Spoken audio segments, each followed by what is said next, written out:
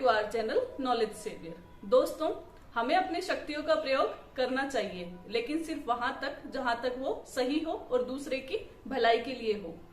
अगर हम अपनी शक्तियों का दुरुपयोग करते हैं या अपनी शक्तियों का उनके ऊपर प्रयोग करते हैं जो हमसे भी ज्यादा शक्तिशाली हो, तो वो हमारे लिए नुकसानदायक भी हो सकता है। इसी पर आधारित है हमारी आज की कहानी। एक बार की बात है, एक बड़े ही सिद्ध महात्मा जो कि एक साधु थे, वो पूरे दिन तपस्या में लीन रहते थे। उनके पास बहुत सारी ओजस्वी शक्तियां थी। उन साधु के पास एक छोटा सा चूहा था जो कि उनके आसपास घूमता रहता था। जो साधु खाना खाते थे वो थोड़ा सा उनमें से उसे भी दे देते थे, जिससे चूहा खाकर अपना पूरा दिन गुजार लेता था। वो चूहा भी अपने साधु को देखकर ही उनकी ही भांति ईश्वर की तपस्या करता रहता था और भगवान का भजन भी करता रहता। इसी तरह उनके दिन गुजर रहे थे। लेकिन जब भी वो चूहा किसी बड़े जानवर को देखता था जो कि उसका शिकार कर सकता था, तो वो डरा डरा और सहमा सा रहता था, जिसको देखकर तपस्वी को बड़ी ही चिंता होती थी कि इस चूहे का क्या हो। इसी तरह एक दिन तपस्वी ने सोचा कि क्यों ना मैं इसको एक शक्तिशाली जानवर बना दूं, ताकि इसको डर ना लगे और ये फिर आराम से जंगल में विचरण कर पाएगा। तो तपस्वी ने अपने ओजस्वी प्रभाव से उस चूहे को एक शेर में परिवर्तित कर दिया। अब वो चूहा डरा हुआ नहीं रहता था, ना ही सहमा हुआ रहता था, बल्कि पूरे जंगल में बिल्कुल चौड़ा होकर आराम से घूमता। जो भी जानवर अगर गलती से सामने आ जाता तो उस शेर को प्रणाम करके निकल जाता था। अब शेर को भी बड़ा अच्छा लगने लगा था कि सभी उसका सम्मान करते हैं और उससे डरते हैं, और उसको किसी से भी डरने की कोई आवश्यकता नहीं है।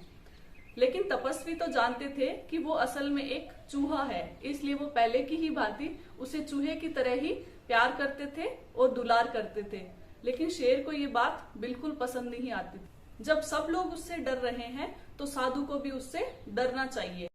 तो इस तरह उस शेर ने सोचा कि सिर्फ ये ही एक इंसान ऐसा है जो ये जानता है कि पहले मैं चूहा था और डरा हुआ रहता था।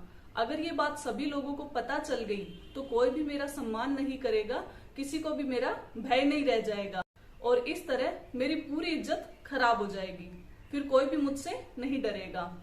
तो उसने सोचा क्यों ना मैं इस साधु को ही मार दूं, ताकि सारा झंझट खत्म हो जाए और फिर मैं आराम से निर्भय होकर जंगल में यहाँ का राजा बन के घूमूंगा।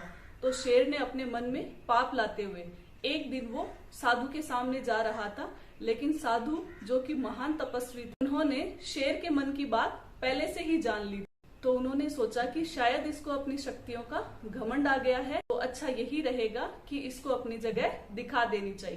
और उन्होंने अपनी शक्तियों से वापस उसे एक चूहा बना दिया। तो दोस्तों, इस कहानी से हमें ये शिक्षा मिलती है कि अगर हमें कोई ऊंचा पद मिल जाता है या कोई हमारे पास शक्तियां आ जाती है तो हमें उस पर घमंड कभी नहीं करना चाहिए। उम्मीद करती हूँ दोस्तों आज की ये कहानी आपको जरूर पसंद आई होगी। इसे अपने दोस्तों के साथ जरूर शेयर कीजिएगा। इसी तरह नई नई कहानियों के साथ मैं आपसे रूबरू होती रहूंगी। तो सुनते रहिए नॉलेज सेवियर, कुछ अनकही अनसुनी कहानियां।